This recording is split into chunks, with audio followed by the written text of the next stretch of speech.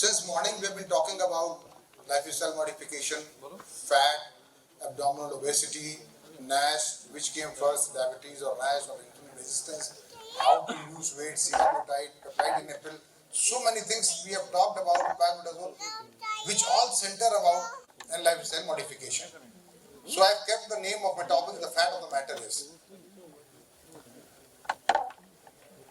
Inferred is that the core issue is basically inflammation, which is generated by the unhealthy adipose tissue, which leads to all the metabolic syndrome related chronic problems. And the epicenter is visceral or central adiposity, which is a hallmark of your metabolic syndrome diseases. And last but not the least, the fat of the matter is that nutritional overload, calorie excess is the pivot of this chronic inflammation. Doctor Awadhesh Singh was just saying that हमारे बच्चे भी जो है वो नहीं मानते, हम उन्हीं को नहीं समझा पाते, टोमेटो और जो भी तमाम जगहों से माल आता रहता है।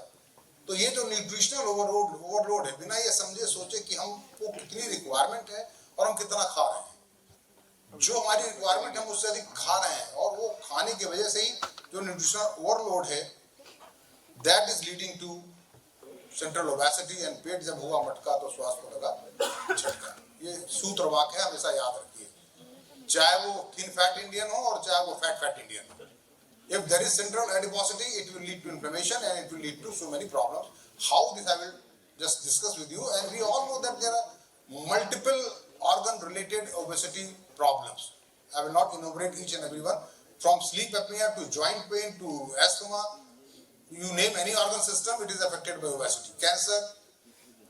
So how does this pot belly or matka pet acts as an epicenter for low-grade chronic inflammation and metabolic disease? This is the biggest question. Whatever knowledge we have and whatever I could gather and infer, that I will put in front of you. One is that when there is more of nutrition, it is converted into fat, which is unutilized calorie, and that fat is stored in the adipocyte. So adipocytes, they enlarge in size, and when they are not able to hold that fat, they multiply so that they can accommodate that incoming fat. So whenever there is hyperplasia of adipocytes, it will lead to increased oxygen demand and it will trigger inflammatory reaction like HIF-1 alpha, causing inflammation and insulin resistance. This is one part which you have seen in this research paper. As you see in the retinopathy, when there is diabetic retinopathy, there is more oxygen demand by the retina, which leads to more neovascularization, then which leads to retinopathy and bleeding. So adipose tissue produces both pro and anti-inflammatory factors. Now the anti-inflammatory factors are leptin, adiponectin, resistin, while the inflammatory factors are like TNF-alpha, interleukin 6. And expansion of adipose tissue, I have already told you, that leads to hypertrophy, hyperplasia, more oxygen demand, necrosis, leading to inflammation. And increased production of chemotactic factors such as MCP1 leads to the subsequent recruitment of number of immune cells. And locally secreted chemokines attract pro-inflammatory macrophages. Macrophages, neutrophils and basophils, they play a very important role in this inflammatory triggering. So macrophages into the adipose tissue, where they then release cytokines like leukotriene B4. And this then further activates the inflammatory program in the neighboring adipocytes and thus exacerbating the inflammation. So adipose tissue macrophages are a prominent source of pro-inflammatory cytokines such as TNF-alpha, IL-6, that can block insulin action and cause insulin resistance and then lead to diabetes. So this is your lean fat, this is obese fat. So when the lean fat converts into obese fat, what the main changes is that the macrophage 2 is converted into macrophage 1. And macrophage 1 is a pro-inflammatory macrophage. It releases leukotriene B4. This leukotriene B4 attracts more of macrophages, neutrophils, pro-inflammatory cells, and that leads to metabolic dysfunction. CD4 cell lymphocytes, CD8 plus T lymphocytes, B lymphocytes, and mast cells, these are all attracted, and they lead to the secretion of IFN gamma, TNF alpha, MCP1, interleukin 6, interleukin 1 beta. This, when goes to the hepatocytes, it is converted into HSCRP. So this is a very important role of leukotriene B4, and this molecule is being researched very extensively in the San Diego University of California, and they have produced so many papers on it. They have used mice, knockout mice with LTP4 receptor knockout mice, and they have developed some molecule which can block the receptor of leukotriene B41. And they have seen that in a mice which has been fed with high fat diet, which is either knockout for LTB4 receptor 1 or has been given a drug which blocks that receptor, though they become obese, the pro-inflammatory markers, they are not increased. HSCRP is not increased, interleukin 6 is not increased, and they do not develop insulin resistance. So despite developing obesity, they don't develop diabetes or insulin resistance. That is one way which we can work upon that. So all of these findings suggest that leukotriene B4 receptor 1 could be a valuable drug target for the treatment of inflammation and insulin resistance. Work is going on. Within few years we may have a drug like that. So you eat either tomato, take this drug, you will not develop diabetes. Because we want solution with the help of drug for every problem. We don't want to do anything ourselves. So this is again a paper on that, leukotriene B4. So the other way to reduce this state of chronic inflammation is through weight loss, lifestyle modification, or with the help of drug. These are the two modalities which we can work upon. And or bariatric surgery in a very obese individual. And we have seen wonder results with bariatric surgery, people going into diabetic reversal or remission.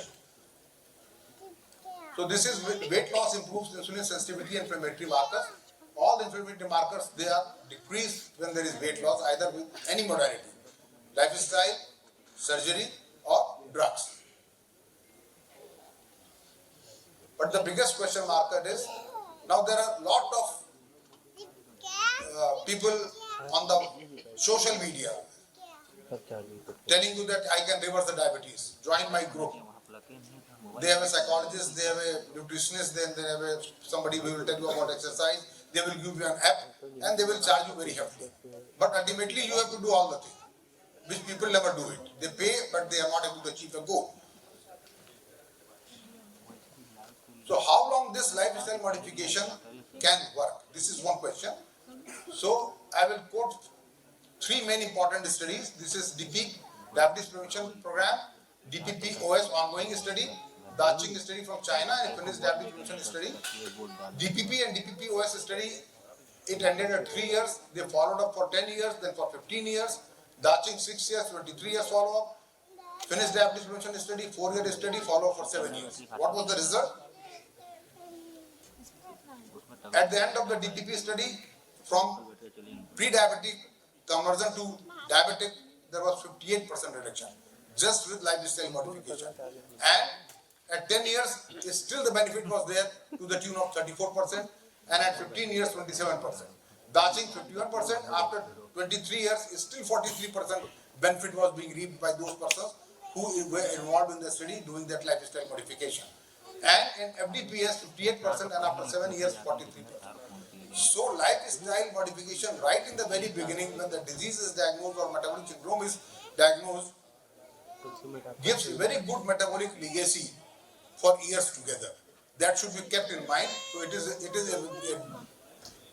magic pill without costing you much. So weight reduction was found to be the most important element of this risk reduction in all these studies. So the next प्रश्न क्या है? कथनी और करनी की खाई. मैं भी इतनी बातें कर रहा हूँ, वो भी बात कर गए, वो भी बात कर गए, करेगा कौन? पढ़ाता सब है, करता कोई नहीं, अपने ऊपर भी नहीं कर पाता आदमी. मरीज की तो बात ही छोड़ दीजिए. ये तो यक्ष प्रश्न, सबको दवाई चाहिए. सब जान रहे हैं, सारी चीजें मालूम है, लेकिन डायबिटीज का इंसिडेंस हर तीसरे साल आईडीएफ एक नया आंकड़ा जारी कर देती है कि अब आने वाले 25 साल में इतने और बढ़ जाएंगे. सारा ज्ञान है, सब कुछ पता है क्यों बढ़ रहा है, तो घटा क्यों नहीं पा रहे? क्योंकि अप्लाई करना ही जो है पर उपदेश कुशल बहुतेरे, उपदेश देना असर है, उसको अप्लाई कर पाना ही सबसे कठिन कार्य है. So equally difficult to keep that motivational drive once the target is achieved. एक बार वेट घट गया तो उस ड्राइव को बनाए रखना भी बहुत मुश्किल काम है. And the drugs are very limited and they are very costly. And there are studies that once you stop the drug, they again regain the weight. That is the biggest problem. So what current pharmacotherapies we have to counter this state of chronic inflammatory state? तो हमने देखा कि अगर unhealthy fat हो गया तो chronic inflammation हो जाएगा, इन्फ्लेमेटरी मार्कर्स बढ़ेंगे। तो हम कोई ऐसी भी दवा है जिससे कि हम इस क्रॉनिक इन्फ्लेमेशन को हम हैंडल कर पाए। दो दवाएं करंटली जो हमको अवेलेबल हैं, जो चीप भी हैं, जो फ्रीली अवेलेबल हैं, जो हम यूज कर सकते हैं। One is SCQ, other is colchicine. So I will not be talking much about SCQ, it is long used. I will mainly focus on the use of colchicine. इस molecule के इस use के लिए मैं भी पिछले कुछ महीनों में ही वाकिफ हुआ हूँ। मैं भी नहीं जानता था, कुछ मैंने पेपर्स पढ़े, कुछ स्टडीज पढ़ी और देखा कि रिकमेंडेशन में भी आ गया है। तो मुझे लगा कि नहीं, इस बात को मुझे यहाँ रखना चाहिए आज, ताकि हम सब इस नॉलेज को यूज कर सकें। SCQ को हम जानते हैं कि बेसिकली इसका दो मोड ऑफ एक्शन है। एक, ये इंसुलिन के डिग्रेडेशन को रोक देता है और इंसुलिन जो है वो फिर से इंट्रासेलुलर साइटोसोल में डिस्ट्रॉय होने के बजाय ये वापस सर्कुलेशन में जा करके दोबारा रीयूज हो जाता है। So the insulin is released as it is ready to act again. It is not degraded inside the cell. This is one way. It increases the level of insulin and it also decreases the insulin resistance by counteracting the inflammatory molecules. और HSCRP पे study है which has shown that reducing HSCRP by more than 1 is correlating with reduction of HbA1c in range of 0.8 to 1.3, and SCQ has been shown to reduce the HSCRP in a good way. So that is how SCQ helps in treating or attaining that glycemic goal, and this drug is approved by DGCI also to be used in diabetes apart from DMRD and other uses. So SCQ improves both beta cell function and insulin sensitivity, and these metabolic effects may explain why SCQ treatment is at low risk of type 2 diabetes. SCQ improves insulin sensitivity by 20% and beta cell function by 45%. Now this is a new trial, the evolving armamentarium of anti-inflammatory therapies in ASCVD. Now these are the things which are moving on. The main inflammasome is NLRP3, and this acts on the microtubules, and pro-IL-18 and pro-IL-1 beta is activated to activated IL-18 or 1 beta. This is then converted into IL-6 and it then goes into liver. It is released as C-reactive protein. Now this C-reactive protein can be measured, or HSCRP can be measured very freely now in every remote corner also. Now the thing is that how can we reduce this use this HSCRP results in our treatment armamentarium? There is one molecule colchicine which acts on this microtubule which reduces HSCRP. The others are the interleukin 18 inhibitors. These are all monoclonal antibodies. Research has been done on canakinumab, which is a drug which is used in cardiology. This trial is underway. Interleukin 6 inhibitor. This is also monoclonal antibody, but these are all injectables and they will be costly. So we have, the best option is to use colchicine. We have been using it basically in gout and in severe pericarditis and acute inflammation. High sensitivity CRP values more than 2 milligram put patient at increased risk for future CV events, and in the absence of an acute phase response. There should not be an acute inflammation. HSCRP levels are stable over time as LDL-C and blood pressure. And it was shown in the Jupiter trial. First of all, why the people started thinking about this? In Jupiter trial, they showed that despite good reduction in LDL cholesterol, many of the patients had high HSCRP. And then they thought that if we want to reduce the further risk, why not to tackle this chronic inflammation? And you can have two subsets of patients. One is having a known CVD with LDL 150, HSCRP 4.5. You use high intensity statin as a baseline therapy. Then you again reassess. LDL is 100, HSCRP 1.8. Add another LDL lowering agent. LDL is 65. Now the HSCRP is 3.8 or more than 2. Then you have to use an anti-inflammatory molecule like SCQS or colchicine.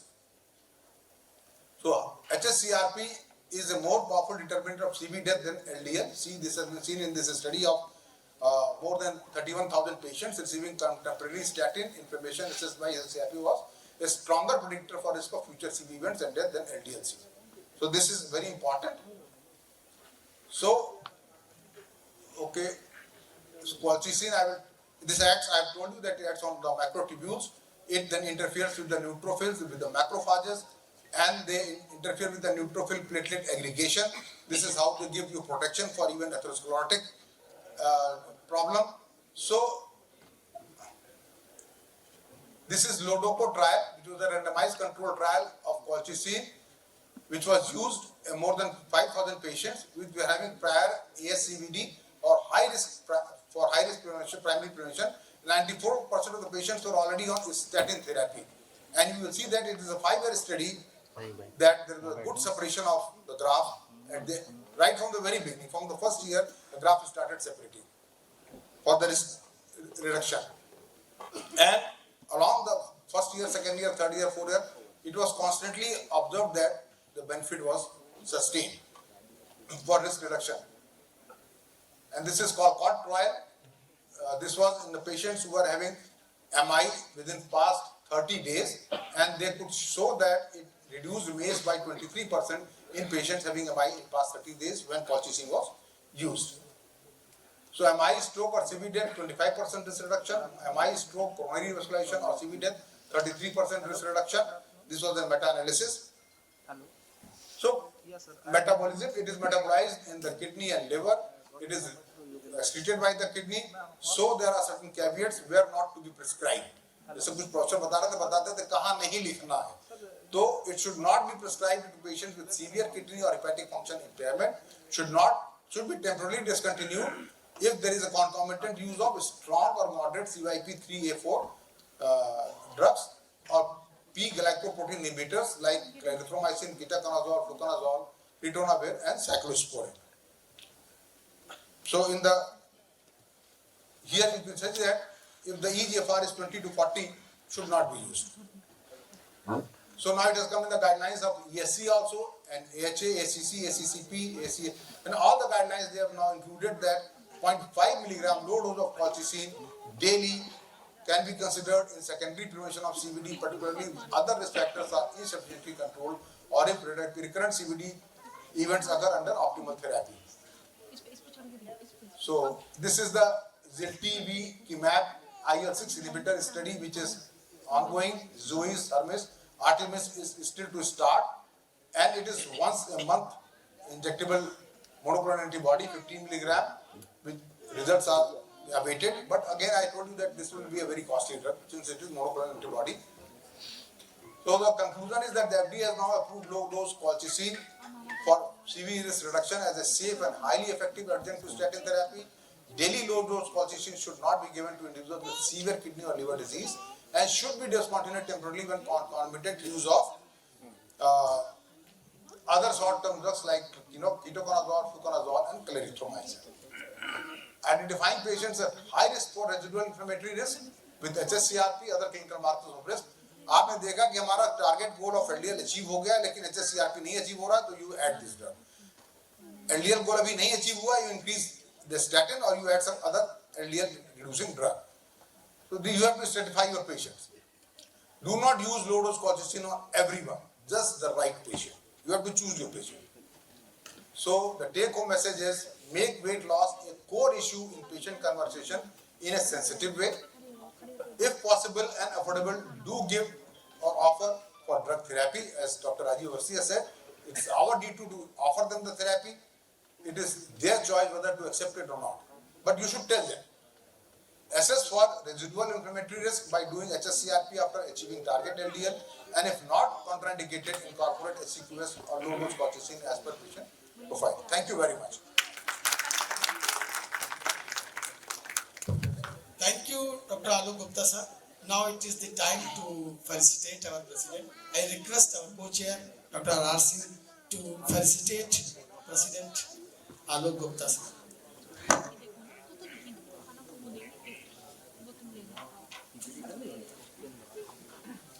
Yeah, sure.